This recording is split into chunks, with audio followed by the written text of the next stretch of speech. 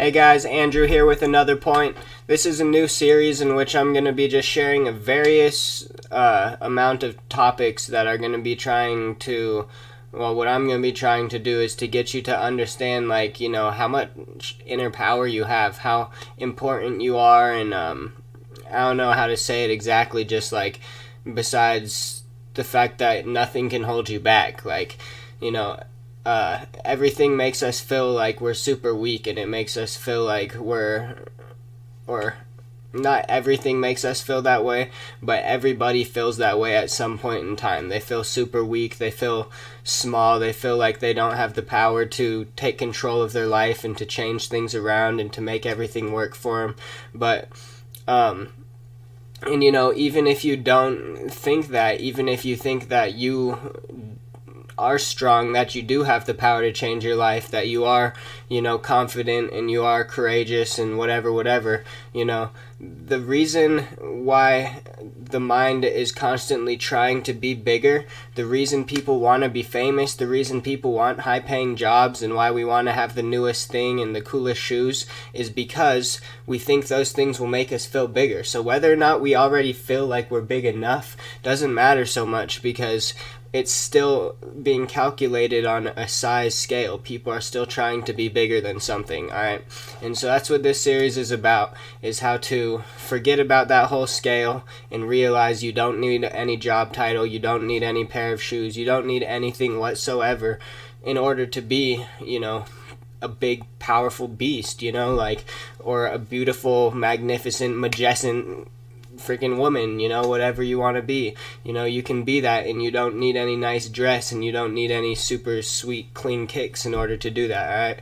And so I'm just going to have, like I said, various different topics throughout this series on which I'm going to be kind of explaining to you how awesome you are. Like, one of those things is just how to beat fear, and how to be courageous and how to beat anxiety and things like that.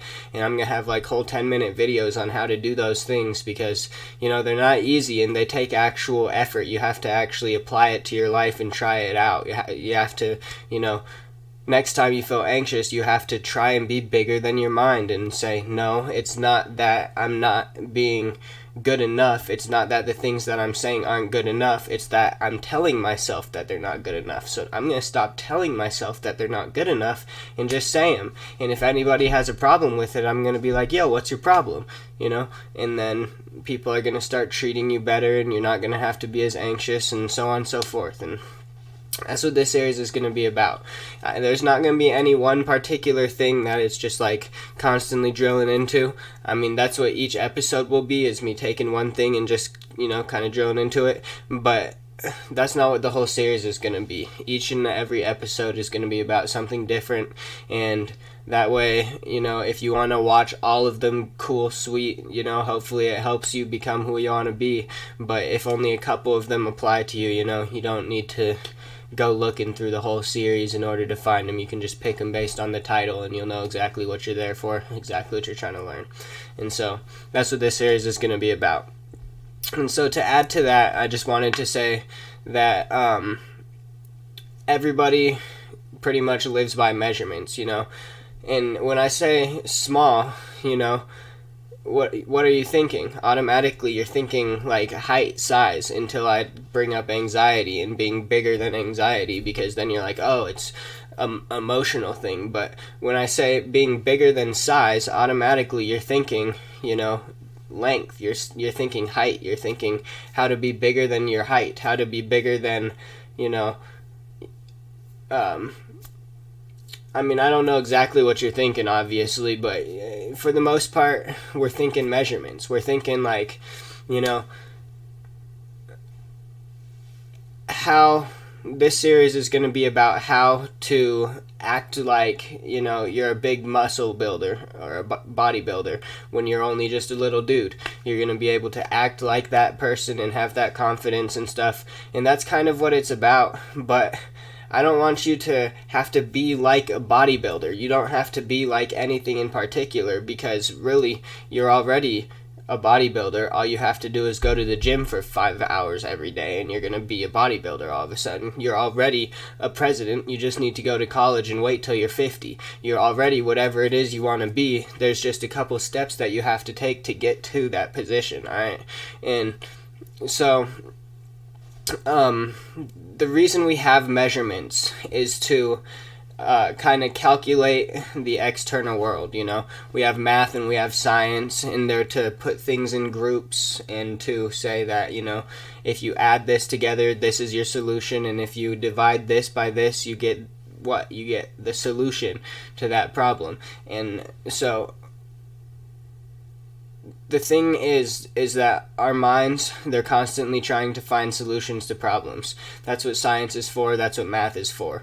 They're to help us find transportation. They're to help us learn how to fly. They're going to help us, categorize what animals are dangerous, what animals are edible, what animals are, just straight up going to poison you if you even touch them, and things like that. And we have all these measurements that help us understand our world and more or less get over problems and stuff. But I just think of all the questions people ask to get us to where we're at.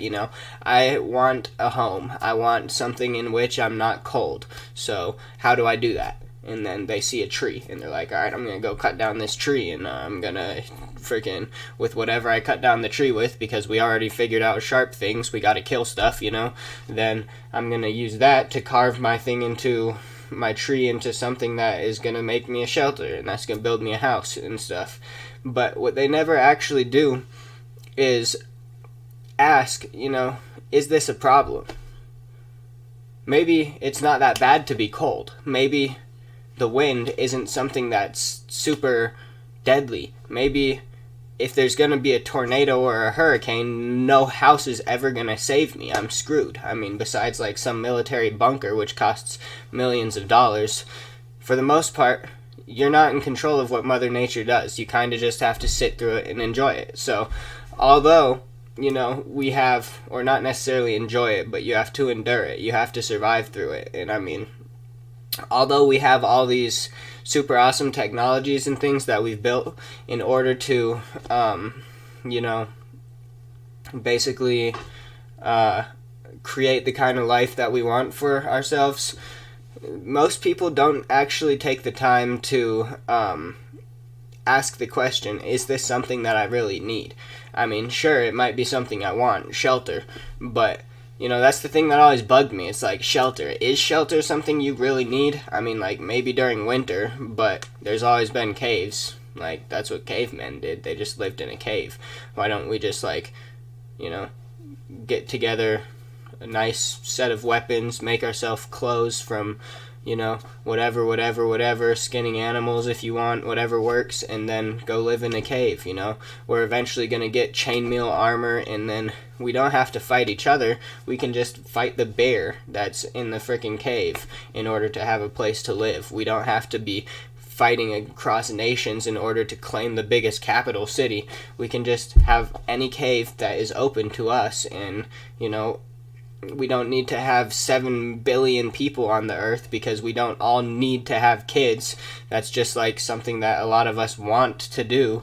And, then there's another 100 or 75% of the kids that are born aren't because either of those things, because you need them or want them. It's just because you want to have sex. And so then, boom, you end up accidentally with the kid and you're like, well, child support, guess I'm good, But my point here is just that everything that everybody uses to measure their worth in this whole world, every single person, famous and infamous, they all measure their worth based on these measurements, these things, But at the end of the day,